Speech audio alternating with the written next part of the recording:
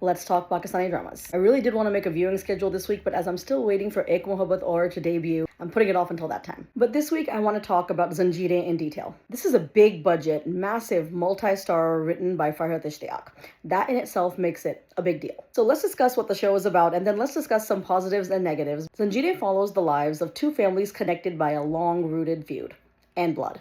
There are a lot of moving parts here and intertwined stories, including that of Sarbulan, the educated youngest heir of the family, Sher Bano, his fiancée, Mudassir, an educated city boy, and Rabia, a young girl who runs a cafe. There are so many positives here, from the performances to the characters being likable. Even the negative characters, you understand those characters, you can relate to them. This show is a visual treat. The canvas is just beautiful. Okay, but now let's dive into some discussions because there are 3 things I really want to discuss. The first discussion being Sajal Ali's absence in episode 2 and how Hum TV is using her face to promote the show and how this is deception. Right off the bat, I don't agree. First of all, this may be the thumbnail on YouTube, but that's because the other version probably doesn't fit. This has been the official poster on all of the episodes, and these have been the posters used for advertising.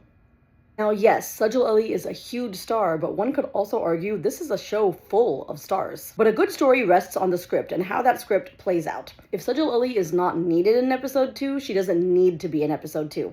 Plain and simple. No one is denying that Sajal Ali is a huge star, but once you let stardom seep into storytelling, that is the downfall of storytelling. Which brings me to my second point. If you saw my Bollywood flashback a couple of weeks ago, I know some of you don't watch those videos, you saw me discussing the death of creating good trailers which avoid giving away too much. The same is happening here in Pakistani dramas. A Farhat Ishtiyaq script that moves across generations, that's something to look forward to. Unfortunately, the trailers itself gave away so much, and whatever they haven't given away, the foreshadowing in the dialogues has. A Yaqeen Ka Safar would not have worked the way it did if we knew what was going to happen. Even the OST gave away nothing. The same should have happened here. The story should have been kept close to the chest rather than serving it out on a platter before episode 1 even aired. Hum TV, please do better. And last, as a Pakhtun, this is a topic of conversation I always have to dive into. Once again, we're being shown a family from KPK. Now, I'm going to praise the show for a couple of things first. First, there are no forced accents here. For the most part, the entire cast has avoided going down that lane. It's appreciated.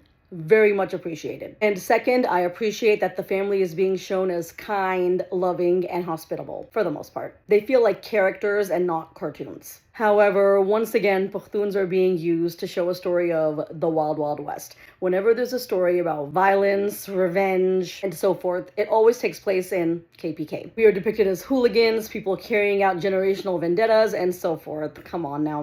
This is exhausting. Okay, those are just some thoughts I've had on Zanjeerain. I'm genuinely enjoying seeing how this is playing out. I hope it retains this level of storytelling. What are your thoughts so far?